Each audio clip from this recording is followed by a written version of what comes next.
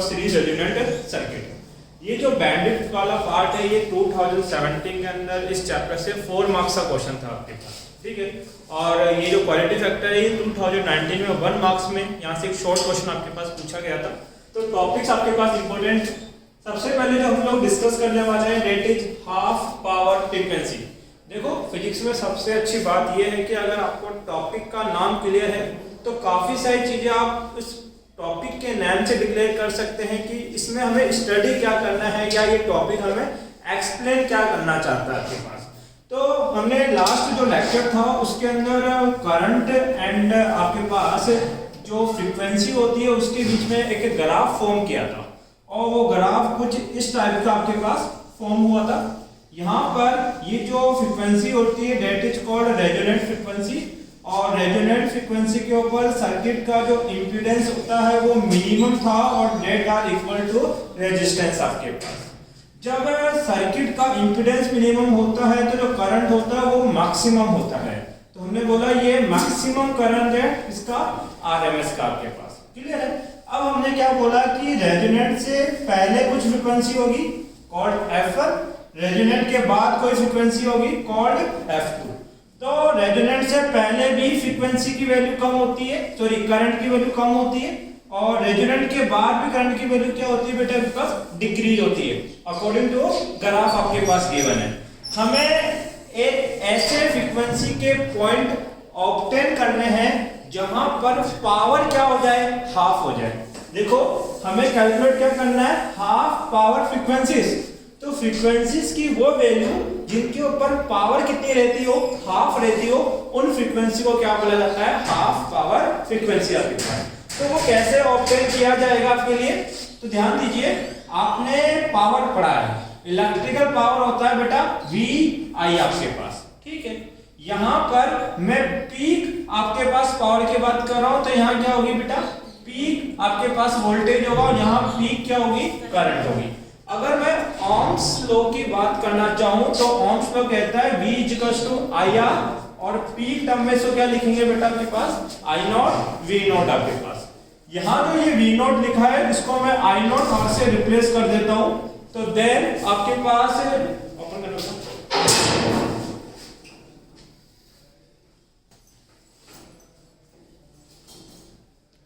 ध्यान दे बेटा हम बात कर रहे थे पीक पावर की आपके पास V0 को लिखा जा सकता है I0 R।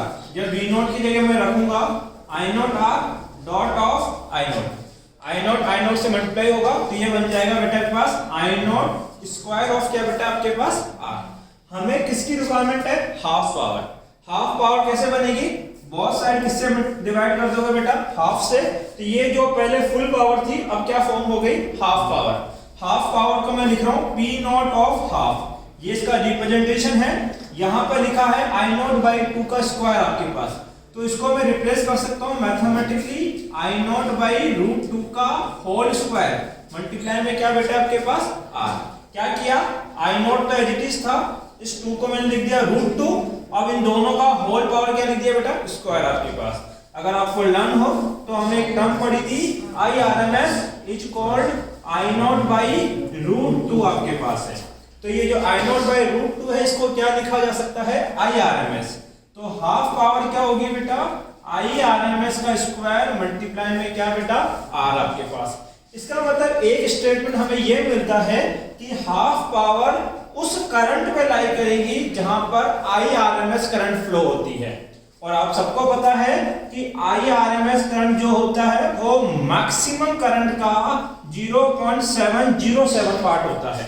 अगर इसी टर्म को आप परसेंटेज में लिखोगे तो मल्टीप्लाई बाई 100 करना पड़ेगा और 70.7 ऑफ I0 आपको ऑब्टेन होगा आपके पास।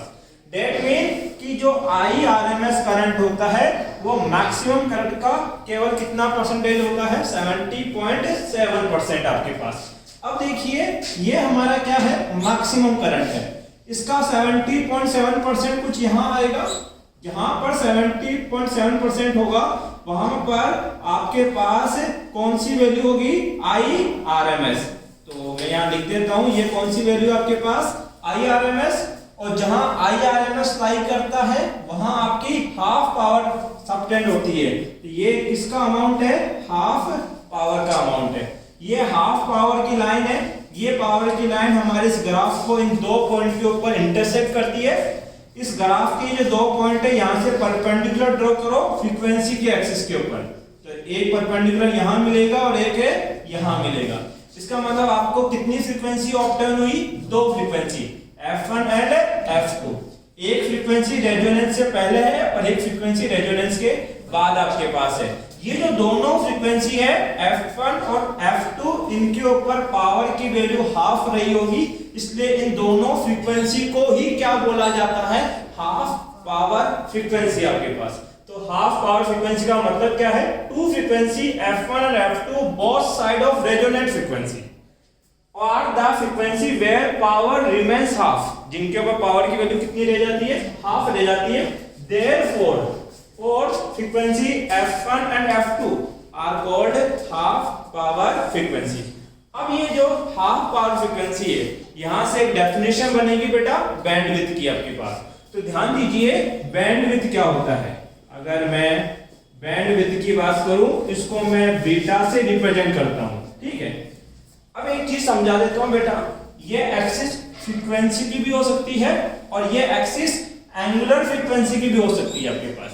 एंगुलर फ्रीक्वेंसी में होगी तो वैल्यूज क्या होगी, F1 की जगह कौन लाइन करेगा, ओमेगा 1, Fr की जगह ओमेगा r और F2 की जगह ओमेगा 2 आपके पास लाई करने वाला है। अब ध्यान दीजिए बैंडविड्थ क्या होता है। जहां आप लोगों ने हाफ पावर फ्रीक्वेंसी ऑब्टेन की है, तो sir half power frequency F1 और F2 के बीच में ऑब्टेन की है, तो F1 और F2 के बीच का जो ब्रेथ है, ये जितना ब्रेथ आपके पास ऑब्टेन होगा, that breadth is called bandwidth आपके पास बोला जाता है। तो बैंडविड्थ क्या है, F2 और F1। तो हमने बोला फ्रीक्वेंसी डिफरेंस, क्या बेटा, frequency difference of half power is called bandwidth. तो बैंडविड्थ बीटा के दो फॉर्मूला, या तो F2 माइनस F1 या फिर बीटा का फॉर्मूला ओमेगा 2 माइनस ओमेगा 1। अब हमें इस बीटा की वैल्यू ऑब्टेन करनी है, वो अगला डेरिवेशन है। एक बार यहां तक कॉपी करें।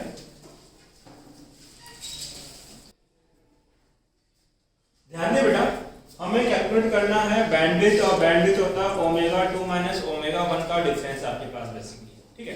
बैंडविड्थ कैलकुलेट करने के लिए हम क्या बोल सकते हैं, हमने टर्म पढ़ी क्या, IRMS। और जो IRMS होता है वो RMS की मैक्स वैल्यू का कितना पार्ट होता है बेटा, √2 पार्ट होता है, ठीक है। अब आपको एक चीज समझा देते हैं बेटा, IRMS इक्वल टू होगा VRMS अपॉन में क्या, Z। बट अगर मैंने ये लिखा IRMS का क्या मैक्स वैल्यू, तो ये होगा VRMS अपॉन Z की मिनिमम वैल्यू। जब Z आपका मिनिमम होगा तभी तो ये टर्म कैसी लिखी जाएगी बेटा, मैक्सिमम लिखी जाएगी आपके पास। तो मैं दोनों की वैल्यू यहाँ रिप्लेस कर रहा हूँ। यहाँ लिखा है मैंने IRMS, और IRMS बराबर होता है VRMS अपॉन में Z। IRMS का मैक्स बराबर होगा VRMS अपॉन √2 ऑफ क्या, Z मिनिमम।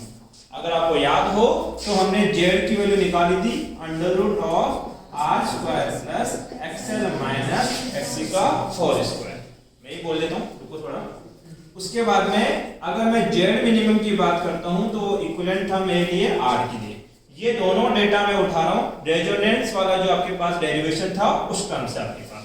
मैं Z की वैल्यू पुट करूंगा तो VRMS अपॉन Z की जगह लिखा जाएगा आपके पास R square plus XL minus XC का whole square equal to VRMS as it is आपके पास और under root 2 of Z minimum को मैं लिख सकता हूँ बेटा आपके पास R।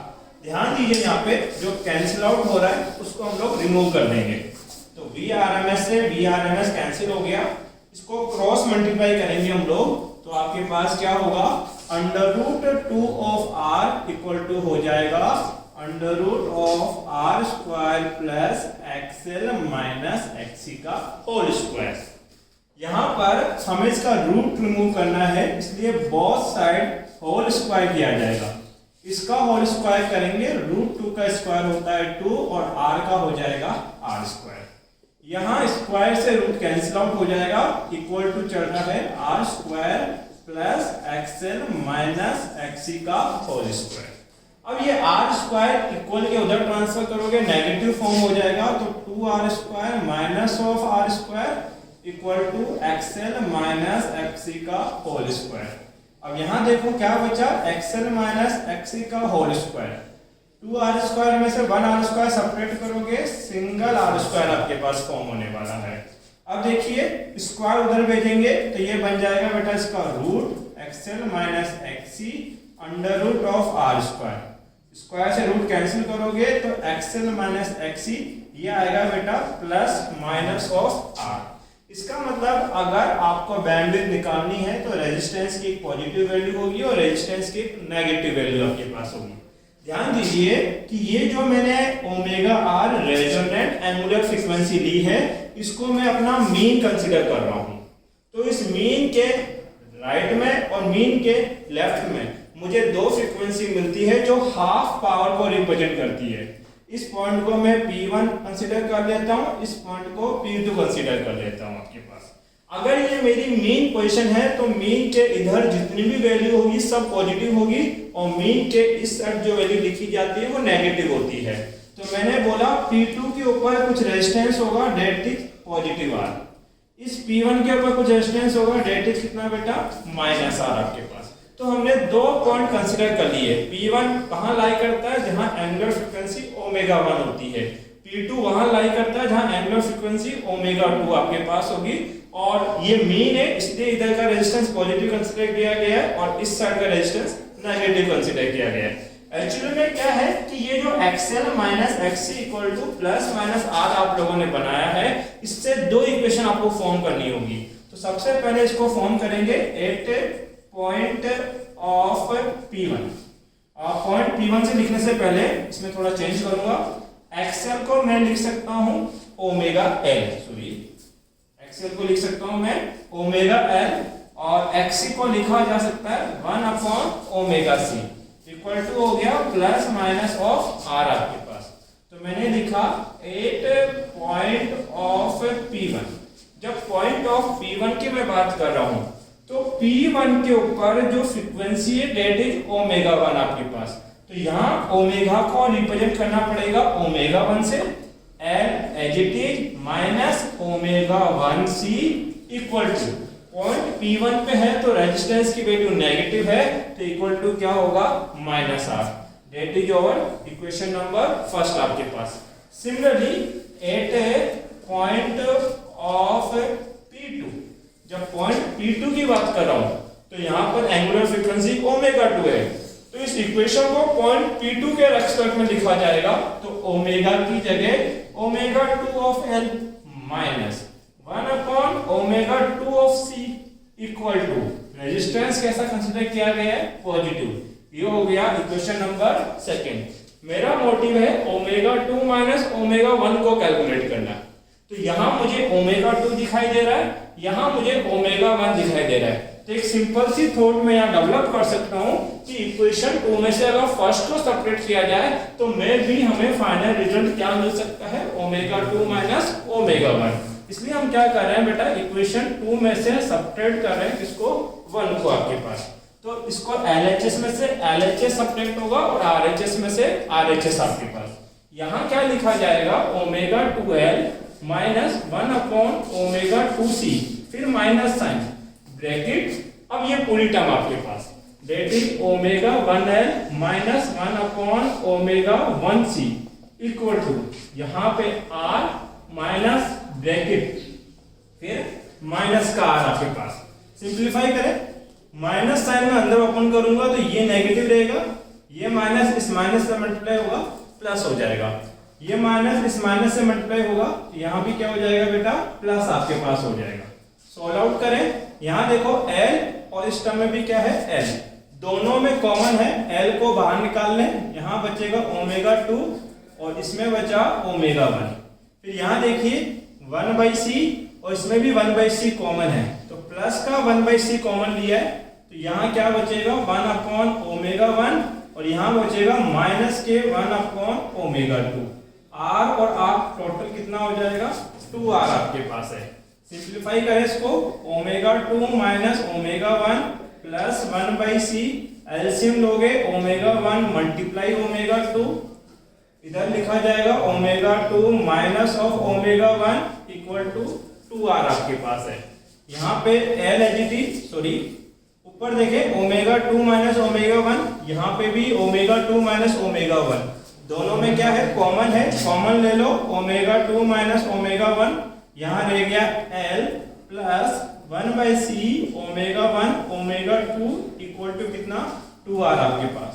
अब देखिए इस ω2 माइनस ω1 को मैं बैंडविड्थ लिख सकता हूँ, बट यहाँ पे एक अननोन डेटा चल रहा है, डेट इज 1/ω1 ω2। पहले इसकी वैल्यू आपको फाइंड आउट करनी पड़ेगी। जब आपको ये वैल्यू चाहिए हो तो आपको एक प्रोसेस याद रखना पड़ेगा कि जिन दो इक्वेशन को आपने सब्ट्रैक्ट किया था ना, उन दो इक्वेशन को ऐड करके देखोगे तो ये वैल्यू आपको वहां से मिल जाएगी। तो इसके लिए क्या करेंगे, इक्वेशन फर्स्ट प्लस सेकंड आपके पास, तो ऐड कैसे करते हैं, एलएचएस को एलएचएस के साथ ऐड करेंगे। यहाँ पे लिखा गया ω1l माइनस ω1c फिर प्लस ω2l माइनस 1/ω2c, मैंने एलएचएस को ऐड किया equal to minus r plus r आपके पास है, आरएचएस में माइनस r प्लस r आपके पास है। सॉल्व आउट करें, l और l दोनों में कॉमन है, तो ये हो जाएगा ω1 प्लस ऑफ ω2 माइनस 1/c और माइनस 1/c दोनों में कॉमन है, माइनस 1/c कॉमन ले लिया, 1/ω1 प्लस 1/ω2 आपके पास हो गया, माइनस r प्लस r की वैल्यू कितनी हो गई बेटा 0।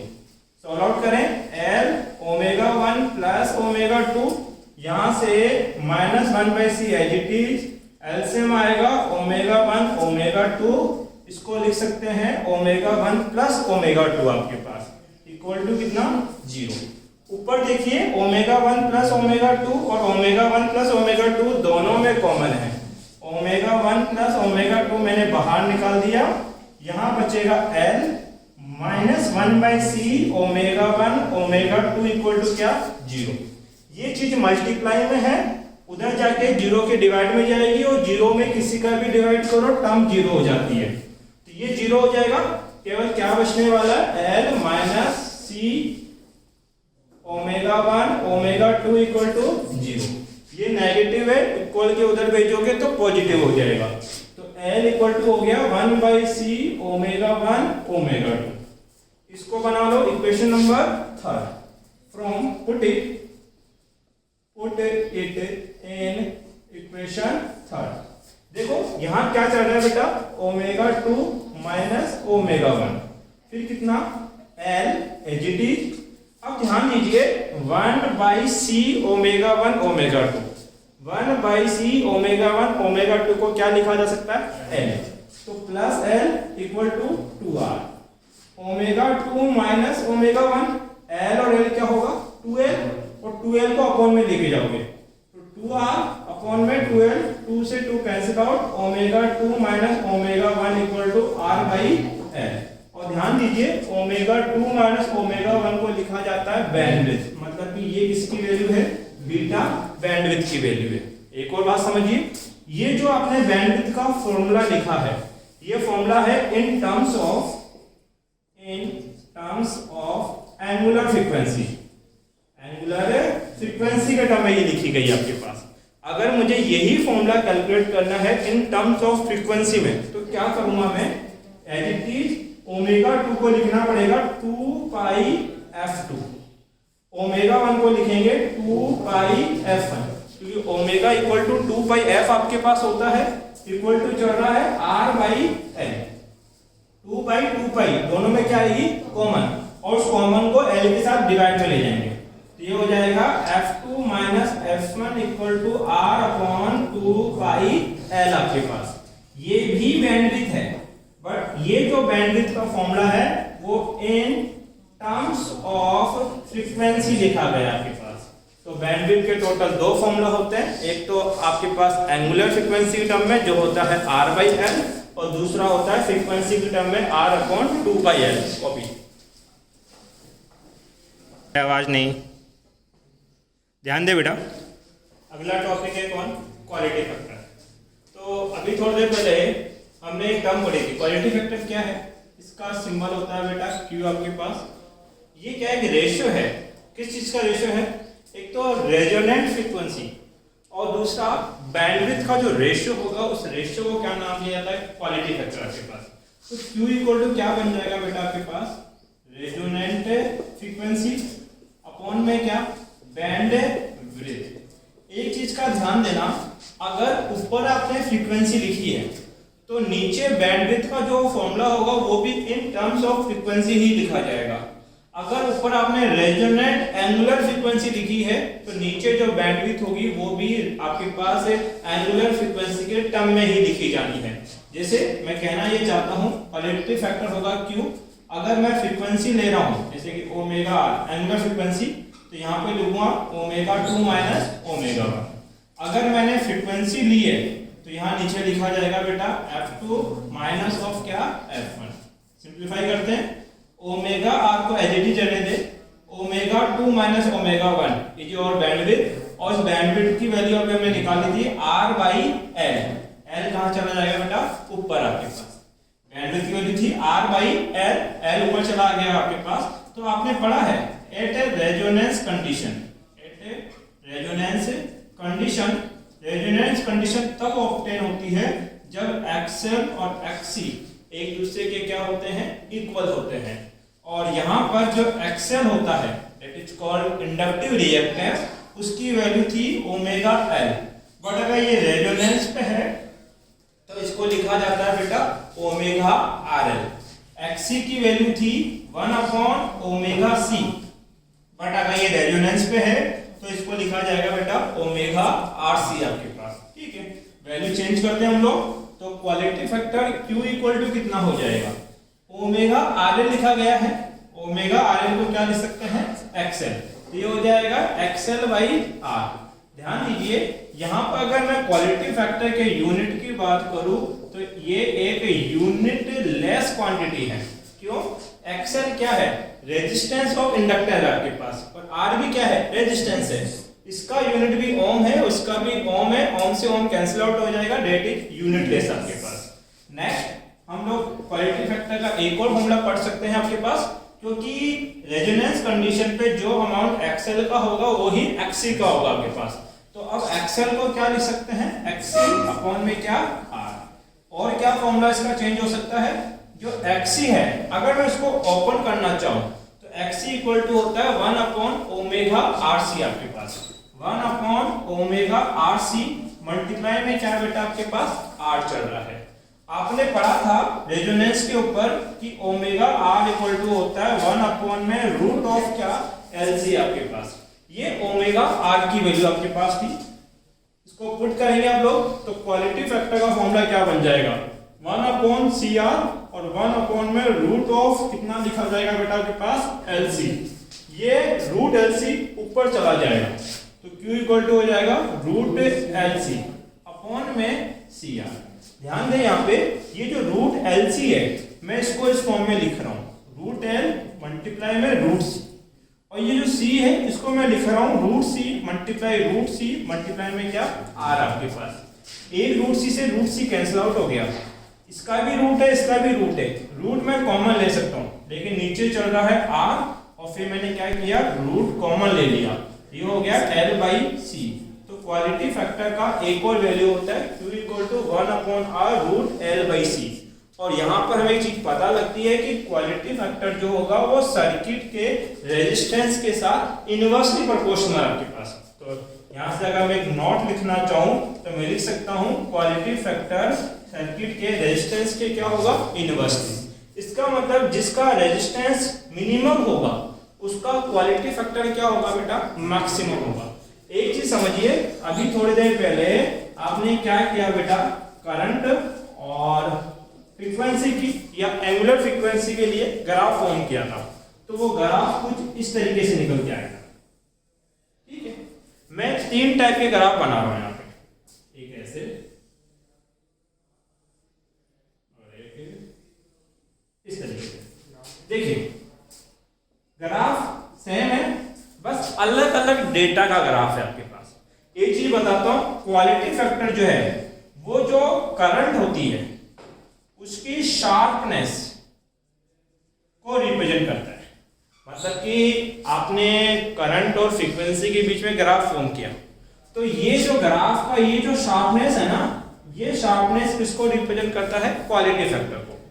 ये शार्पनेस जितना ज्यादा होगा क्वालिटी फैक्टर उतना हाई आपके पास बनने वाला है। अब बताओ, मैंने कहा कि क्वालिटी फैक्टर जो है वो करंट के शार्पनेस को रिप्रेजेंट करता है। हमें शार्पनेस ज्यादा चाहिए तो जो रेजिस्टेंस होगा वो क्या होगा आपके पास? कम होगा। इसका मतलब कि ये जो पहला फिगर है, इस फिगर का जो रेजिस्टेंस रहा होगा वो मिनिमम होगा, ठीक है। ये जो बीच वाला फिगर है इसकी शार्पनेस देखो बेटा कुछ इस तरीके से है, ये थोड़ा सा ब्रिज हो गया आपके पास, बोल्ड हो गया आपके पास, अब उतना शार्प नहीं रहा आपके पास, तो हम बोलेंगे इसका रेजिस्टेंस मीडियम है। अगर मैं तीनों को कंपेयर कर रहा हूं और ये सबसे ज्यादा ब्रिज हुआ है, इसका मतलब इसका रेजिस्टेंस आपके पास हाई रहा है। और क्वेश्चन भी इसी तरीके से पूछा गया था बोर्ड के अंदर।